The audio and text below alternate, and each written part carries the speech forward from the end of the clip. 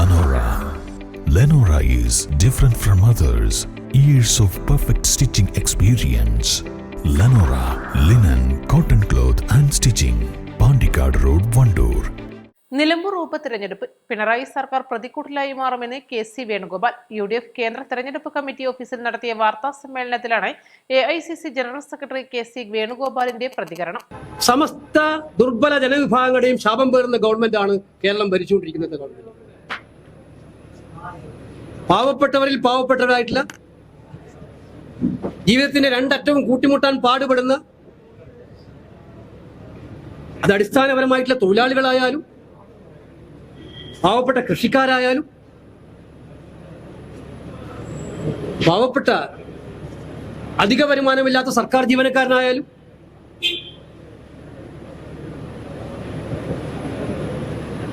സഹോദരിമാരായാലും സ്ത്രീകളായാലും അവരുടെ എല്ലാം ശാപം പേറുന്ന ഒരു ഗവൺമെന്റാണ്. ഇതുപോലെ ഇത്തരക്കാരുടെ ശാപം ഏറ്റുവാങ്ങിയ ഒരു ഗവൺമെന്റ് സമീപകാലത്തൊന്നും കേരളം ഉണ്ടായിട്ടില്ല. പക്ഷെ ഏറ്റവും വലിയ ശാപം ഇവർ ഏറ്റുവാങ്ങുന്നത് അഭ്യസ്തവിദ്യരായിട്ടുള്ള കേരളത്തിലെ യുവതി യുവാക്കളിൽ നിന്നാണ്, ചെറുപ്പക്കാരിൽ നിന്നാണ്. 9 വർഷത്തെ ട്രാക്ക് റെക്കോർഡ് എടുക്കണം. എല്ലാ മേഖലയിലുള്ളവരും ശപിക്കുന്ന ഒരു ഗവൺമെന്റ് ആണെങ്കിലും ഏറ്റവും കൂടുതൽ ചെറുപ്പക്കാരുടെ ശാപം പേറുന്ന സർക്കാരാണ് ഈ സർക്കാർ. അത് ഈ തെരഞ്ഞെടുപ്പിൽ ശക്തമായി പ്രതിഫലിക്കുമെന്നുള്ള കാര്യം സംശയമില്ല. യുവജന രോഷം സർക്കാരിനെതിരായി തിരിക്കുന്ന ഏറ്റവും ശക്തമായിട്ടുള്ള പ്രതിഫലനമായിരിക്കും നിലമ്പൂർ ഉപതെരഞ്ഞെടുപ്പ് ഫലത്തിലൂടെ വരാൻ വേണ്ടി പോകുന്നത് എന്നാണ് എനിക്ക് പറയാനായിട്ടുള്ളത്. പിന്നെ ലോ ആൻഡ് ഓർഡർ നിങ്ങൾക്കറിയാം, നിയമസമാധാനം ഇതുപോലെ തകർന്ന കാലഘട്ടം ഉണ്ടായിട്ടില്ല. മയക്കുമരുന്ന് സർവത്ര വ്യാപകമാണ്. മദ്യവും മയക്കുമരുന്നിനും പ്രവർത്തിക്കാനുള്ള അന്തരീക്ഷം ഒരുക്കി കൊടുക്കുന്ന ജോലിയാണോ ഈ സർക്കാരിനുള്ള ജോലി? ഇന്നും ഇപ്പൊ ബ്രൂവറിക്ക് പോലും ഇളവ് കൊടുക്കുന്നതാണ് കേട്ടത്.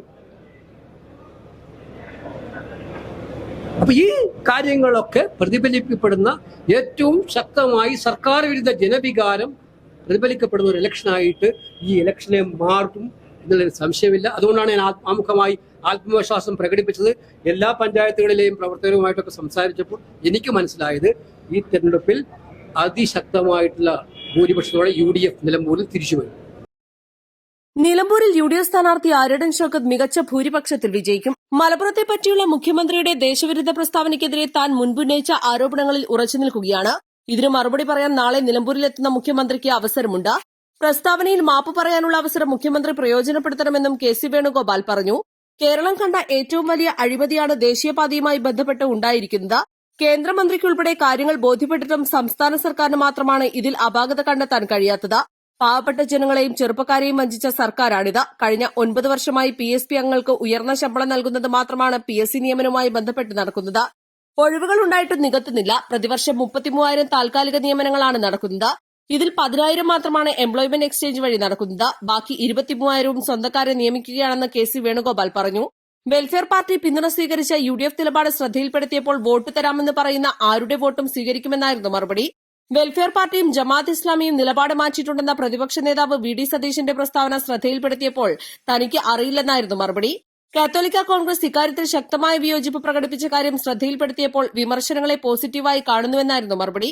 വെൽഫെയർ പാർട്ടി പിന്തുണയെ തള്ളിപ്പറയാൻ KC വേണുഗോപാൽ തയ്യാറായില്ല. മദ്യം മയക്കുമരുന്ന് വിൽപ്പനയ്ക്ക് അവസരം ഒരുക്കിക്കൊടുക്കുന്ന സർക്കാരാണോ ഇതെന്നും അദ്ദേഹം ചോദിച്ചു. ക്ഷേമ പെൻഷൻ വിഷയത്തിൽ മുൻ പ്രസ്താവനയിൽ ഉറച്ചു നിൽക്കുകയാണെന്നും KC വേണുഗോപാൽ പറഞ്ഞു. ശശി തരൂർ തെരഞ്ഞെടുപ്പ് പ്രചാരണത്തിന് എത്തുമോ എന്ന ചോദ്യത്തിന് കൃത്യമായ മറുപടി പറയാൻ KC വേണുഗോപാൽ തയ്യാറായില്ല. പുതിയ വിവാദത്തിനാണോ ഈ ചോദ്യമെന്നായിരുന്നു മറുചോദ്യം. വാർത്താ സമ്മേളനത്തിൽ ET Muhammad Basheer MP, UDF convener Adoor Prakash, DCC president VS Joy എന്നിവരും പങ്കെടുത്തു. East Live, Nilambur.